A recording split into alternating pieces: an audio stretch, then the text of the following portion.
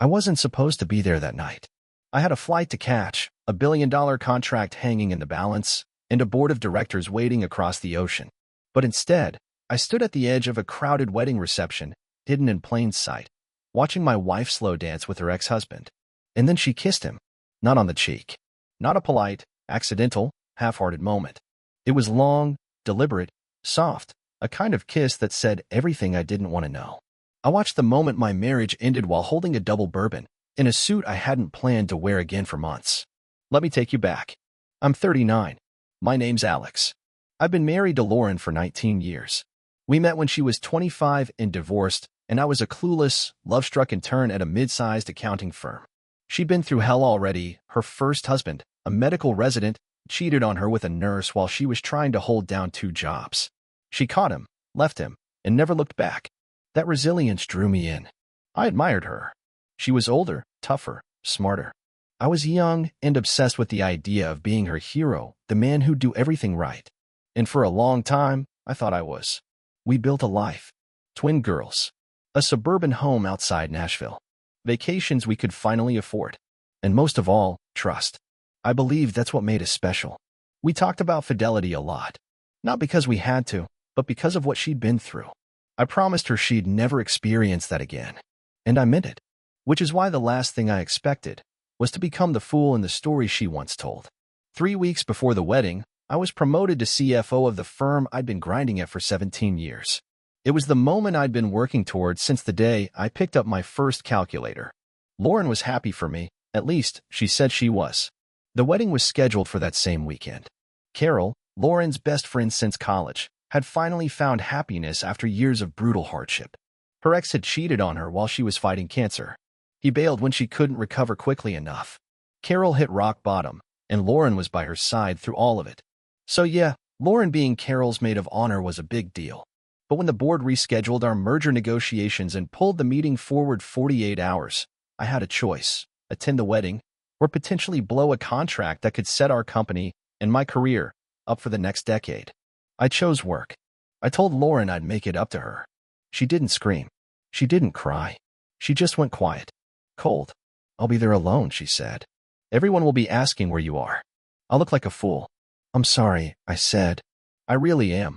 I didn't ask for this to be moved. It's a $200 million contract. People's jobs are on the line. You promised me, she whispered. This was important. That night, she didn't come to bed. I found the guest room door shut. The lights were off. I stood outside for a few seconds, debating whether to knock. Instead, I walked away. The next morning, she barely said goodbye. Just a nod. No kiss. No good luck. The car to the airport was waiting. As I got in, I looked back at the house and told myself this would pass. That she'd understand. That she'd cool off and see the bigger picture. I texted her before boarding. No reply. 10 hours later, I landed in Munich. I texted again. Still nothing. At first, I thought she was punishing me, that it was a silent protest. I told myself I deserved it. Then I called our daughters. Mara and Carrie are 18, both in college, and fiercely protective of their mother. I told them I hadn't heard from Lauren. She's okay, Mara said. Just upset. She really wanted you there, Dad. I thanked them and tried not to overthink. The meeting was scheduled for Saturday afternoon. I had 48 hours to get my head on straight. I poured myself into the presentation. Friday morning, I got a call from my CEO. Meetings postponed. Their CEO's brother died. We're moving everything to next week. I hung up and stared at the wall. Then I did the only thing I could think of. I booked the first flight back to Chicago. Lauren didn't know I was coming. I wanted to surprise her. I figured if I showed up to the reception, smiled, gave a speech, maybe danced a little, we could turn the whole thing around. I rented a car at the airport. The GPS said I'd make it to the venue by 9 p.m. The wedding started at 7. I arrived at 9:06. The place was buzzing. Music. Laughter. Champagne. I walked through the main doors and immediately spotted a dozen familiar faces. No one saw me. Good. I wanted to find Lauren first. I made my way to the bar and ordered a drink. Scanned the room. My heart was pounding harder than it ever had during any board meeting. And then, there she was. Lauren. My wife. My partner. My person. In an ivory dress that shimmered under the chandeliers. She looked beautiful. Proud. Alive. She wasn't alone. Her arms were draped around a man's shoulders. Tall, balding slightly, navy suit, confident stance. I knew that man. Clayton, her ex-husband. The man who cheated on her. The one who broke her heart before I even knew it existed. They were slow dancing. I told myself, it's just a dance. She's drunk. Carol invited him. Maybe it's not what it looks like. Then she leaned in and kissed him. My grip on the glass tightened. They didn't stop. The music kept playing. Her fingers slid behind his neck. His hands moved lower. People watched, and no one looked surprised. I raised my phone, took 2 photos, recorded 6 seconds of video. I felt cold. Not angry. Just gone. Then I typed. Guess what? The meeting got postponed. I'm here. I saw everything. You're in good hands tonight. Don't come home. I hit send. A few seconds later, I watched her check her phone. Her face changed. Panic. She turned, scanning the room. I left before she saw me. I was outside, halfway to my car, when I heard her voice. Alex. Wait. Please. I didn't stop. I got in, closed the door, started the engine. She was still yelling. I looked her way one last time. And I drove off. I didn't sleep that night. I drove for hours in silence, the sound of the highway my only companion. Every time I blinked, I saw her in that dress, with his arms around her. I saw the kiss.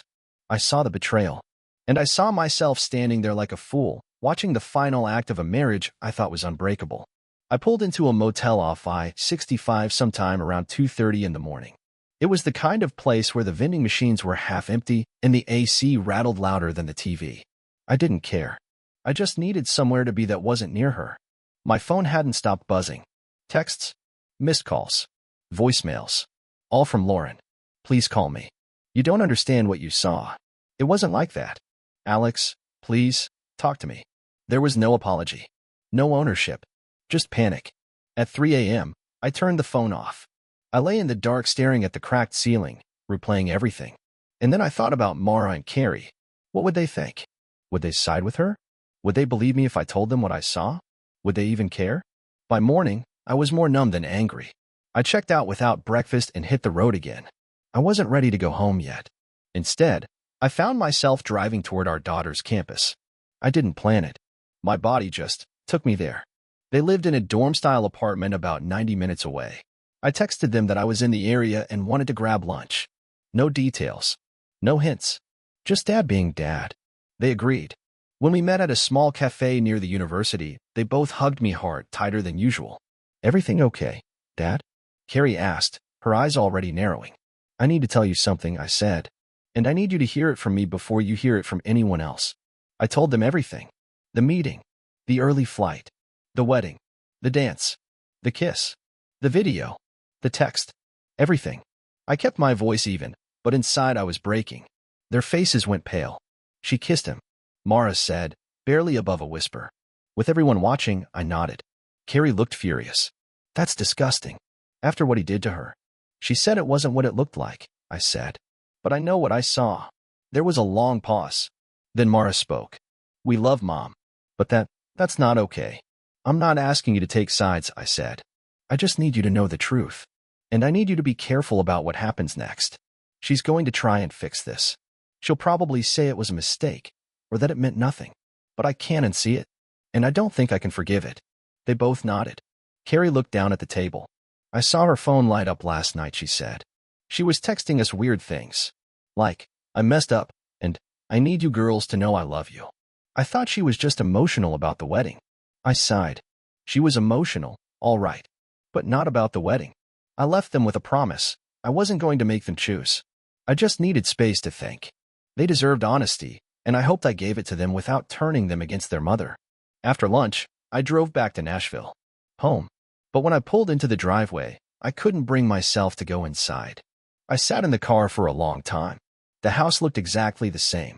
The flowers Lauren planted out front were still blooming. The mailbox still slightly crooked. The wreath on the door still hanging from the last holiday. But it didn't feel like home anymore. Eventually, I forced myself out and walked in. The house was quiet. Empty. Lauren hadn't returned yet. I sat at the kitchen table, opened my laptop, and transferred every photo and video to a folder labeled Reality. Not revenge. Not rage. Just proof. in case she tried to gaslight me later. I wasn't going to argue feelings. I was going to deal in facts. Around 5 p.m., the garage door opened. She was home. I stayed seated. She walked in looking like a ghost. Pale. Eyes puffy. She saw me and froze. "Alex," she said, her voice shaking. "Can we talk?" I didn't answer. She walked slowly to the table and sat across from me. "I didn't sleep with him," she said quickly. "I swear. I was drunk. I was angry at you. I was emotional. But nothing happened beyond what you saw. You kissed him in front of 200 people," I said. "That was enough." She burst into tears. "I messed up. I know I did. I hate myself for it. I wasn't thinking. It was stupid. It was meaningless." "Did you plan it?" I asked. "Was he supposed to be there?" She hesitated. "Too long." "No. Carol invited him. I didn't know he'd show up until the rehearsal dinner." I didn't believe her. I think she knew that. "He messaged me a few weeks ago," she finally admitted. "Just a hey, congrats on being maid of honor. Nothing more." I didn't reply. I stared at her. "So he messages you, shows up at a wedding, and somehow ends up slow dancing and making out with you, and that's all just coincidence?" "I didn't plan it," she whispered. "But I didn't stop it either. And that's on me." For the first time in years, I saw her not as my wife, but as a stranger who had access to my most vulnerable parts. "I'm staying in the guest room tonight," I said. "And tomorrow, I'm calling a lawyer." Her face crumpled. "Alex, please. Don't throw away 19 years. We can fix this. We can go to counseling. I'll do anything." But I was already gone. Not physically, but emotionally, mentally, spiritually. Whatever part of me had loved her, had trusted her, was already halfway out the door. She had broken something sacred, and no amount of begging would put it back together. I didn't sleep again. Not that I expected to. The guest room smelled like dust and silence. I lay there staring at the ceiling fan spinning above me, every creak of the blades louder than my own thoughts. Lauren was just a few steps down the hall, but she might as well have been in another country. There was nothing left to say. Or maybe there was too much, and none of it mattered anymore. At 6:30 a.m., I got up, took a long shower, got dressed, and made coffee. The normal kind of morning I'd had 1,000 times before. But the air was heavy, like I was breathing through wet wool. She came down the stairs slowly. Her face was bare, no makeup, her eyes still swollen from crying. She looked like a woman who'd aged overnight. I didn't speak. Just sipped my coffee. The silence between us felt like a war neither of us wanted to start, but both of us knew had already begun. She sat across from me at the table again. "I didn't sleep," she said. I said nothing. I didn't eat either. I just kept thinking. About everything. About what I did. What I ruined. Still, I said nothing. "You were right to be angry. You were right. I didn't stop it. I wanted attention. I felt hurt. You didn't come." And I told myself that meant something it didn't. I looked at her finally. "So you kissed the man who destroyed your first marriage? Because I had a work emergency?" Her voice cracked. "I know how that sounds. It sounds like garbage," I said quietly. "Because that's what it is." She flinched. "Do you want me to beg?" she asked. "Because I will. I'll beg if it means you won't leave. If it means you'll see me as something other than disgusting." I stood up and walked to the sink, poured out the rest of my coffee. "I already saw what I needed to see," I said. "I don't need you to perform regret." Her eyes filled with tears again. "What I have to do to fix this?" "You can't fix this," I said flatly. She looked down, nodding slowly, like she'd finally let the truth land. She didn't argue, didn't scream, didn't fight, just absorbed it. "I called the lawyer," I added. "We'll do this clean. Fair. You'll get what you're owed. But this marriage? It's over." That broke her. She folded into herself, sobbing into her hands. I stood there, numb to it all. 19 years, and I didn't feel a thing watching her fall apart. I left the kitchen, packed a bag, called my firm's HR to notify them of my new address, told them I'd be working remotely for a while. That afternoon, I moved into a condo the company reserved for visiting execs. It was cold, impersonal, but it was mine. And most importantly, it wasn't haunted. For the next few days, Lauren kept trying to reach me. Long texts, voicemails filled with crying, apologies, promises, the occasional moment of anger. "You're abandoning our family over one kiss. You're punishing me because you were never really here. I made a mistake. You made a career out of disappearing." I didn't respond. Not out of cruelty, out of survival. And then something unexpected happened. Carol called me. "Alex, I don't know if I should even be doing this," she said, "but I feel like I owe you the truth." I was silent, waiting. She didn't just kiss him. She was texting him before the wedding. I saw it. She told me it was nothing, that he just wanted to congratulate her. But then the night before the wedding, I walked into the bridal suite and she slammed her phone down like she was hiding something. I felt my throat tighten. She told me not to tell you. Said she'd handle it. But after what I saw at the reception, I just can't stay silent. Thank you, I said. For being honest. She'll probably be furious that I called, Carol said. But I figured after everything, you deserved to know the whole truth. When I hung up, I didn't feel anger. Just confirmation. She had been lying. Even now, she hadn't told me the whole truth. That night, I sent her one final text. I know you were texting him before the wedding. Don't contact me again unless it's through the lawyer. She didn't reply. The next morning, I started the divorce paperwork. Something shifted in me after I filed the divorce papers. I wasn't angry anymore. I was focused. Cold, maybe, but clear. It wasn't about revenge. It wasn't even about pain anymore. It was about understanding exactly how deep the betrayal went and making sure I walked away with my head high, not bowed under lies. I started collecting everything. Screenshots, text logs, bank statements, shared calendars. I wasn't doing it to catch her anymore. I already had. This was for clarity. I needed to know the full shape of the story I'd been living in without realizing it. I logged into our family cloud backup. Years ago, Lauren and I had set it up so that our photos and device data would sync automatically. She had forgotten. I hadn't. The photos hit me like a punch to the gut. Selfies from the bridal suite, her smiling, champagne in hand, with Clayton's name at the top of an iMessage thread just barely visible in the reflection behind her in a mirror. Timestamp, the night before the wedding. I kept scrolling. Group shots. Behind-the-scenes wedding prep. Normal stuff.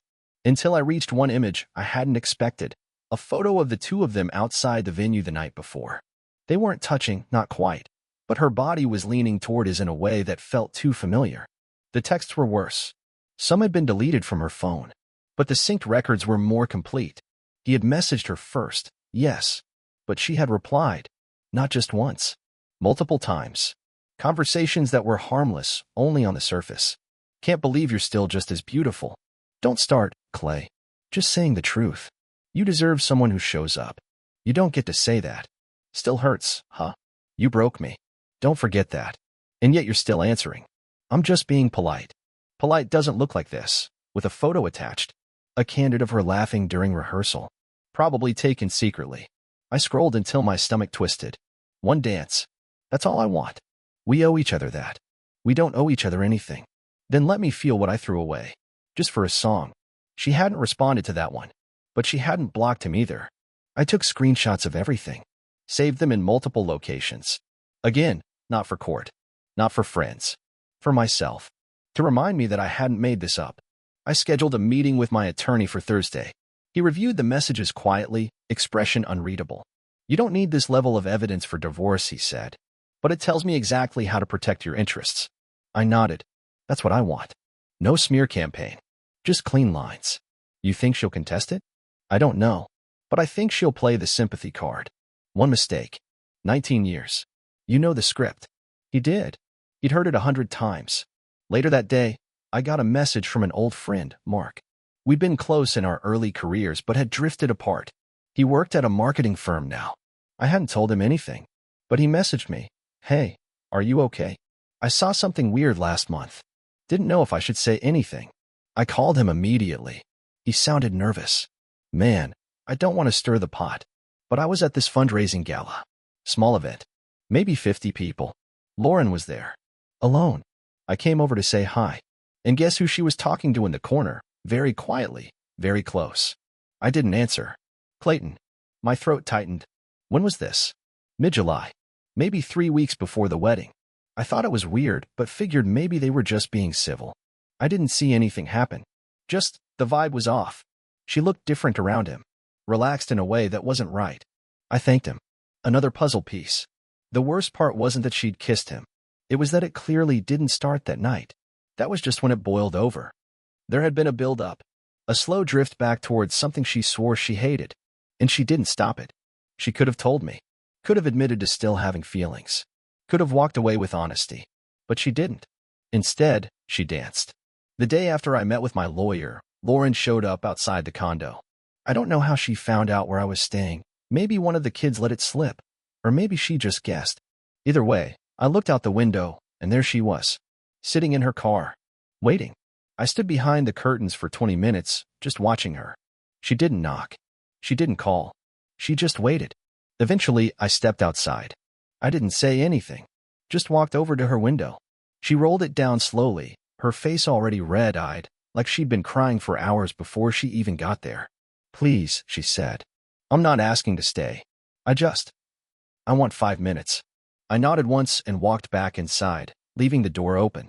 She came in like a shadow, tentative, careful not to touch anything, like the place might reject her. She didn't sit. Neither did I. "I know you don't owe me anything," she started.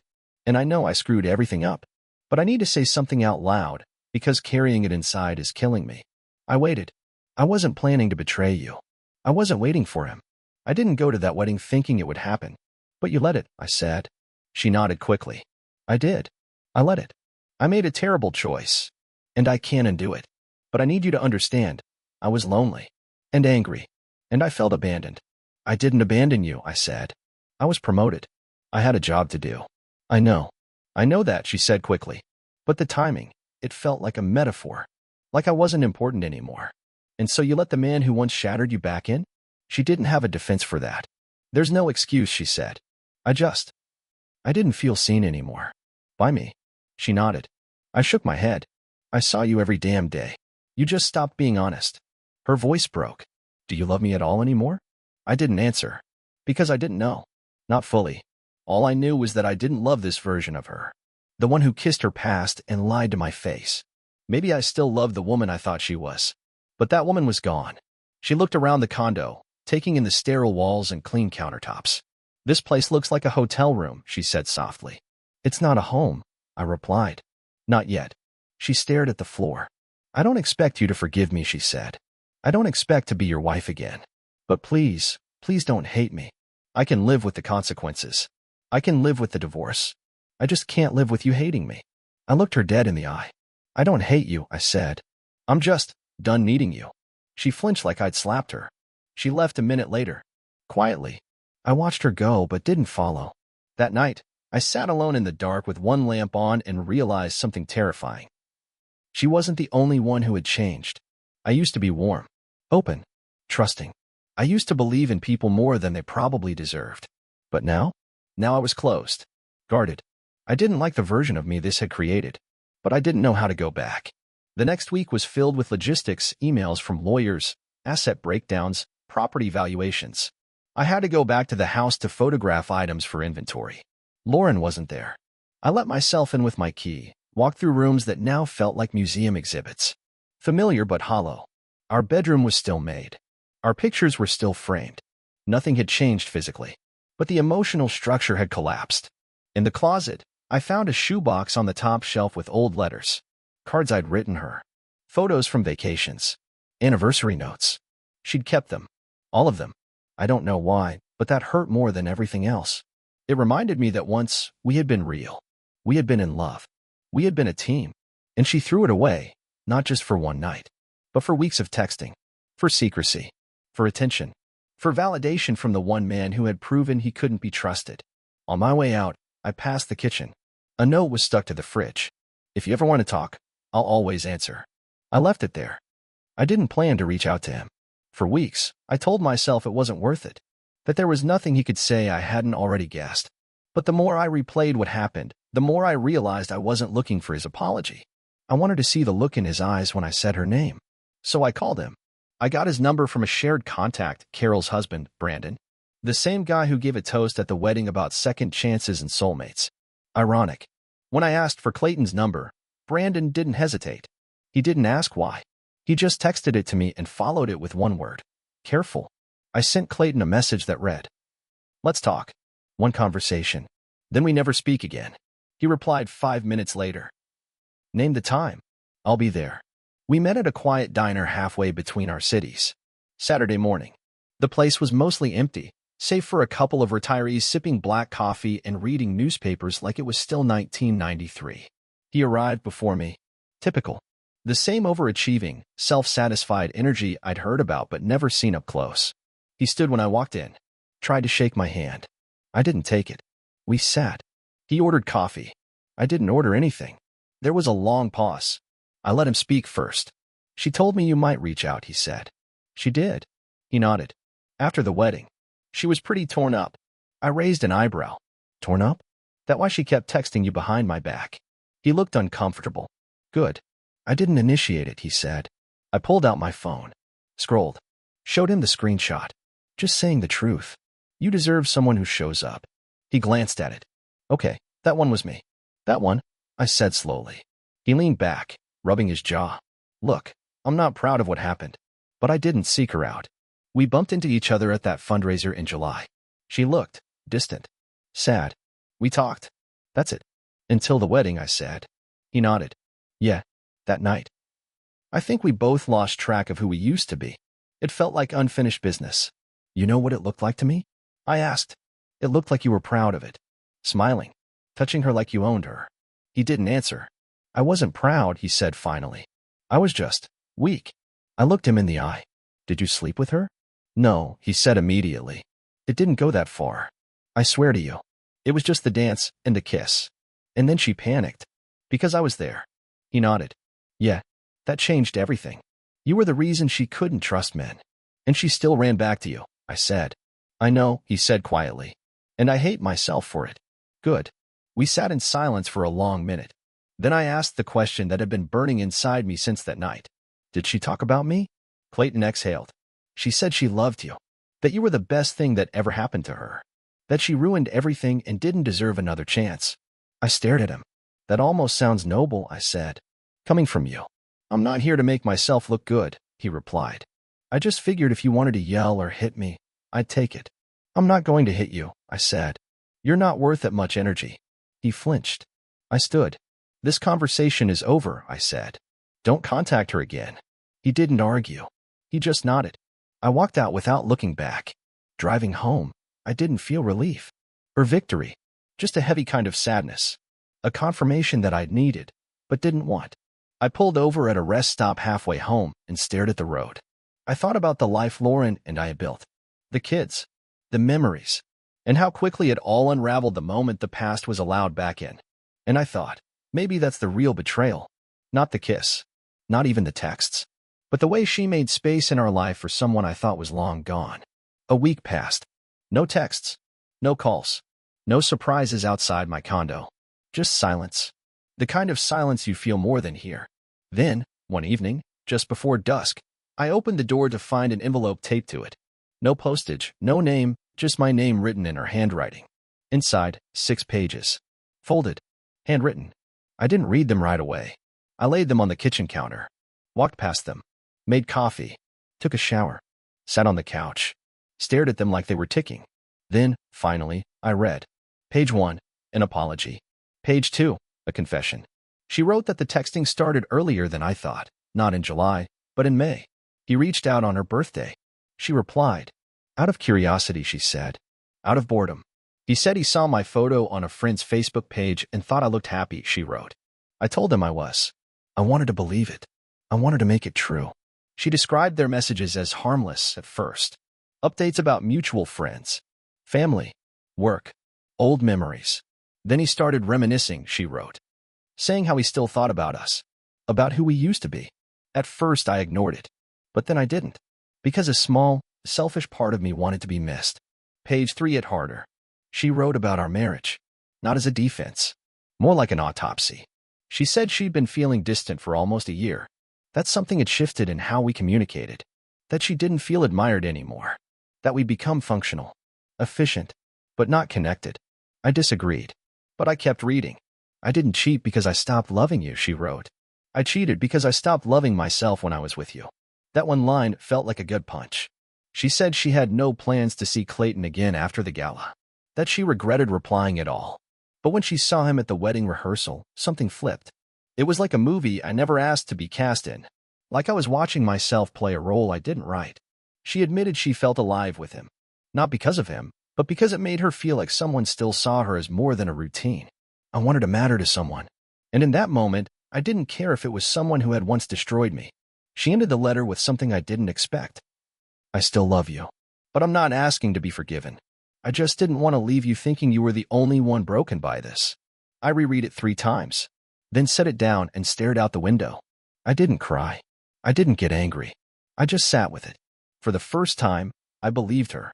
I believed that she didn't intend to hurt me, that she didn't plan any of it, that she hated herself for it. But that didn't mean she hadn't made choices. That didn't mean the hurt disappeared. It just meant the story wasn't as simple as I told myself. The next day, I called my therapist. I hadn't seen her in 2 years. When I told her everything, she asked me one question. What do you want now? And I realized, I didn't know. I didn't want Lauren back. Not really. But I also didn't want to carry this bitterness into the rest of my life. So I wrote a letter back. Short. 2 paragraphs. I don't hate you. I probably never could. But I also don't want to be with someone who felt more alive with someone else. Even if that wasn't the point. Even if you hated yourself for it. I need to rebuild who I am now, and I need to do that away from you. I left it in the mailbox of the house we used to share. No signature. She'd know it was from me. That night, for the first time in a long time, I slept without waking up. 2 days after I dropped off the letter, Mara called. Dad, she said quietly. Can we talk? There was something in her voice. A tremor. Not fear. Something heavier. Like she already knew what she didn't want confirmed. Of course, I said. You want to come by? No, she replied. Can we meet halfway? Just us. I agreed. We met at a quiet little park between their college and the condo I was staying in. A neutral ground, I guess. It was overcast, cool for that time of year. I brought coffee. She didn't touch hers. She looked tired. I talked to Mom, she said after we sat down. I nodded. I figured. She told me everything. I raised an eyebrow. Everything. She said she wrote you a letter. That she didn't hold anything back. And then she told me the same thing. No edits. No filter. I let that settle. Mara rubbed her hands together, like she was trying to stay warm. I didn't know how to feel, she admitted. Because I'm angry, but I'm also sad. And I feel like I'm watching 2 people I love turn into strangers. I know, I said quietly. I feel that too. She looked at me. You're not going to forgive her, are you? No, I said. I can't. She nodded slowly, as if she already knew. She asked if I could ever look at her the same again, Mara said. I didn't answer. You don't owe her an answer yet, I told her. But I owe myself one, she replied. We sat in silence for a while. Birds moved across the field in the distance. Someone walked their dog past us without making eye contact. She said it wasn't about him, Mara added. She said it was about how she felt invisible, like you didn't really see her anymore. I exhaled through my nose. I saw her. I just didn't know she needed to be seen in a different way. She reached over and squeezed my hand. I believe you. Later that night, Carrie called. She wasn't as calm. She ruined everything, Carrie snapped. I don't care if she was lonely or confused or having a midlife crisis, she picked him. The one person who already wrecked her once. She's still your mom, I said gently. I don't know what that means anymore, she replied. I didn't push. The next week was hard. Not because of Lauren, but because of what this was doing to our daughters. They had been raised on the idea that their family was strong, that we loved each other, that we told the truth. And now that illusion was shattered. Lauren texted me once. They need both of us. Don't turn them against me. I didn't reply, because I wasn't turning them. I was just being honest. That weekend, the 4 of us, me, Lauren, Mara, and Carrie, sat down for the hardest dinner of our lives. Neutral location. No one's house. No memories in the walls. We talked. We cried. Lauren apologized again, directly to the girls. They listened. But their faces were stone. Mara asked, was it worth it? Lauren had no answer. Carrie asked, would you have told us if Dad didn't find out? Lauren hesitated. And in that hesitation, I saw something change in Carrie. Like a door closed. She stood up. I can't do this right now. She walked out. Mara followed. Lauren reached for my hand. I pulled it back. You didn't just break a marriage, I said. You broke your daughter's trust. I know, she whispered. I hope that haunts you more than anything else, I said. And I walked away. The morning after that dinner, I put the house on the market.